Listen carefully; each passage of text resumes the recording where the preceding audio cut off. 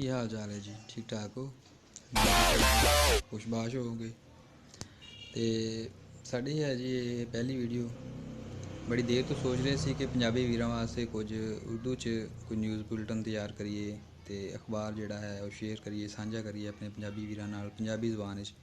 ਲੇਕਿਨ ਕਾफ़ੀ ਦੇਰ ਤੋਂ ਅਸੀਂ ਕੋਸ਼ਿਸ਼ ਕਰਦੇ ਰਹੇ ਨਿਊਜ਼ਪੇਪਰ, ਅੱਛਾ ਮਿਆਰੀ ਨਿਊਜ਼ਪੇਪਰ ਲੱਭਣ ਵਾਸਤੇ, ਲੇਕਿਨ ਕੁਝ ਮਿਲਿਆ ਨਹੀਂ ਸਾਨੂੰ। ਬਹੁਤ ਪਹਿਲੇ ਇੱਕ ਅਖਬਾਰ ਹੁੰਦਾ ਸੀ ਰੋਜ਼ਨਾਮਾ ਖਬਰਾਂ ਦੇ ਨਾਂ ਤੋਂ, ਲੇਕਿਨ ਹੁਣ ਸਾਨੂੰ ਨਹੀਂ ਮਿਲਿਆ। ਉਹ ਹੋ ਸਕਦਾ ਉਹਦੀ ਇਸ਼ਾਅਤ ਬੰਦ ਹੋ ਗਈ ਹੋਵੇ ਜਾਂ ਉਹਦਾ ਪੇਪਰ ਵੀ ਸਾਨੂੰ ਨਹੀਂ ਮਿਲ ਸਕਿਆ। ਅਤੇ ਫਿਰ ਅਸੀਂ ਕੋਸ਼ਿਸ਼ ਕੀਤੀ ਕਿ ਜਿਹੜੇ ਕੋਈ ਮੋਹਤਬਰ ਅਖਬਾਰ ਨੇ ਉਹਨਾਂ ਨੂੰ ਹੀ ਜਿਹੜਾ ਹੈ ਸ਼ੇਅਰ ਕਰੀਏ ਦੋਸਤਾਂ ਦੇ ਨਾਲ। ਅਤੇ ਅੱਜ ਦਾ ਅਖਬਾਰ ਹੈ ਸਾਡਾ ਜੀ ਰੋਜ਼ਨਾਮਾ ਜੰਗ ਕਰਾਚੀ। ਅਤੇ ਇਹਦੇ 'ਤੇ ਤਾਰੀਖ ਹੈ ਜੀ ਅੱਜ ਦੀ 5 ਜੂਨ 2021, ਦਿਨ ਹੈ ਹਫਤੇ ਦਾ। ਅਤੇ ਸਭ ਤੋਂ ਪਹਿਲੀ ਖਬਰ ਹੈ ਜੀ ਇਹਦੇ 'ਚ ਬਿਲਾਵਲ ਭੁੱਟੋ ਤਨਕੀਦ ਕਰਦੇ ਪਏ ਨੇ, ਕਹਿੰਦੇ ਪਏ ਨੇ ਕਿ ਪਾਕਿਸਤਾਨ ਦੇ ਵਿੱਚ ਇੱਕ ਨਹੀਂ ਦੋ ਨਿਜ਼ਾਮ ਚੱਲਦੇ ਪਏ ਨੇ। ਇੱਕ ਪਾਸੇ ਲਾਹੌਰ ਦੇ ਵਿੱਚ ਰਾਜ ਕਰਨ ਵਾਲੀ ਪਾਰਟੀ ਦੇ ਵਿੱਚ ਸਜ਼ਾ ਯਾਫਤਾ ਵਜ਼ੀਰ ਆਜ਼ਮ ਬਾਹਰ ਬੈਠੇ ਨੇ ਅਤੇ ਉਹਨਾਂ ਦੀ ਬੇਟੀ ਵੀ ਸਜ਼ਾ ਯਾਫਤਾ ਹੈ ਜਿਹੜੀ ਸਿਆਸਤ ਕਰਦੀ ਪਈ ਹੈ, ਜੇਲ੍ਹ ਤੋਂ ਬਾਹਰ ਹੈ। ਅਤੇ ਦੂਜੇ ਪਾਸੇ ਨਵਾਬ ਸ਼ਾਹ ਅਤੇ ਲਾੜਕਾਨਾ ਦੇ ਵਿੱਚ ਰਾਜ ਕਰਨ ਵਾਲੀ ਜਿਹੜੀ ਪਾਰਟੀ ਹੈ, ਜਿਹੜੀ ਉਹਨਾਂ ਦੀ PPP, ਅਤੇ ਉਹਨਾਂ ਦੇ ਨਾਲ ਇੱਕ ਦੂਜਾ ਸਲੂਕ ਕੀਤਾ ਜਾ ਰਿਹਾ, ਉਹਨਾਂ ਨੂੰ ਜੇਲ੍ਹਾਂ ਦੇ ਵਿੱਚ ਕੈਦ ਕਰ ਦਿੱਤਾ ਗਿਆ ਹੈ। ਅਤੇ दूसरे पासे कहते हैं कि हुकूमत के सहूलतकार वो हैं जिन्होंने लॉन्ग मार्च को इस्तीफ़ों से नथी किया। शहबाज बजट मंजूर ना कराएं, अपने अरकान इनके हवाले करता हूँ। इमरान कोरोना फंड का हिसाब दें।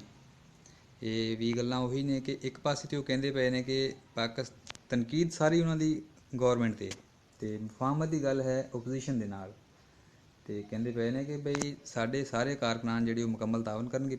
ਪੀਪਲਸ ਪਾਰਟੀ ਜਿਹੜੀ ਹੈ ਉਹ ਸ਼ਹਿਬਾਜ਼ ਸ਼ਰੀਫ ਨਾਲ, ਨੂਨ ਲੀਗ ਦੇ ਨਾਲ ਮੁਕੰਮਲ ਤਾਵਨ ਕਰੇਗੀ ਬਜਟ ਨੂੰ ਰੋਕਣ ਵਾਸਤੇ। ਅਤੇ ਬਾਕੀ ਉਹ ਕਹਿੰਦੇ ਪਏ ਨੇ ਕਿ ਜਿਹੜੇ ਗੱਦਾਰੀ ਜਾਂ ਕਰਨ ਵਾਲੇ ਜਾਂ ਸਹੂਲਤਕਾਰ ਹੁਕੂਮਤ ਦੇ ਜਿਹੜੇ ਨੇ ਉਹ ਵੀ ਨੂਨ ਲੀਗ ਹੀ ਹੈ, ਕਿਉਂਕਿ ਉਹਨਾਂ ਨੇ ਕਿਹਾ ਕਿ ਪਹਿਲੇ ਅਸਤੀਫੇ ਦਿਆਂਗੇ ਅਤੇ ਫਿਰ ਲੌਂਗ ਮਾਰਚ ਜਾਵਾਂਗੇ। ਹਾਲਾਂਕਿ ਲੌਂਗ ਮਾਰਚ ਅਗਰ ਅਸੀਂ ਕਰਦੇ ਤਾਂ ਹੋ ਸਕਦਾ ਹੁਕੂਮਤ ਵੈਸੇ ਡਿੱਗ ਜਾਂਦੀ। ਅਤੇ ਦੂਜੀ ਜਿਹੜੀ ਵੱਡੀ ਖਬਰ ਹੈ ਉਹ ਹੈ ਜੀ वज़ीर आज़म साहब कहते पे ने पहले बेरोज़गारी थी, बुरा वक्त निकल गया, अब खुशखबरियाँ देता रहूँगा। क़याम पाकिस्तान के बाद निज़ाम बदलने की सबसे बड़ी जद्दोजहद कर रहा हूँ।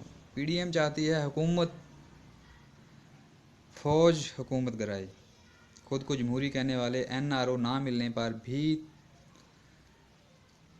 तो अपने मफादात के लिए लड़ रहे हैं और कुछ भी करने के लिए तैयार है। पहले IMF का दबाव था, अब तरक्की, दौलत बढ़ाने और नौजवानों को नौकरियां देने का वक्त है। 60 की दिहाई का सब्ज़ इनकलाब फिर आएगा। हमारी हुकूमत आते ही कह दिया गया कि कहाँ है नया पाकिस्तान। 2.5 साल बहुत सब्र से गुजारे, मेरे अपने लोगों को मुश्किल से वक्त गुजारना पड़ा। ये ਉਹੀ ਗੱਲ ਹੈ ਕਿ ਇਹ ਓਪੋਜੀਸ਼ਨ ਨੂੰ ਸਾਹਮਣੇ ਰੱਖੀ ਖਲੋਤੇ ਨੇ ਅਤੇ ਕਹਿੰਦੇ ਪਏ ਨੇ ਜੀ PDM ਚਾਹੁੰਦੀ ਹੈ ਕਿ ਹਕੂਮਤ ਵੀ ਅਗਰ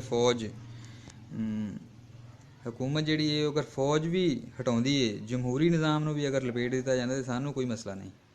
ਮਤਲਬ ਸਾਡੀ ਚਿੰਤਾ ਨਹੀਂ ਹੈ ਕਿ ਅਗਰ ਫੌਜ ਆ ਜਾਏਗੀ ਤਾਂ ਜਮਹੂਰੀ ਨਿਜ਼ਾਮ ਹੀ ਲਪੇਟਦਾ ਜਾਏਗਾ। ਕਹਿੰਦੇ ਅਗਰ ਕੋਈ ਵੀ ਜਿਹੜਾ ਹੈ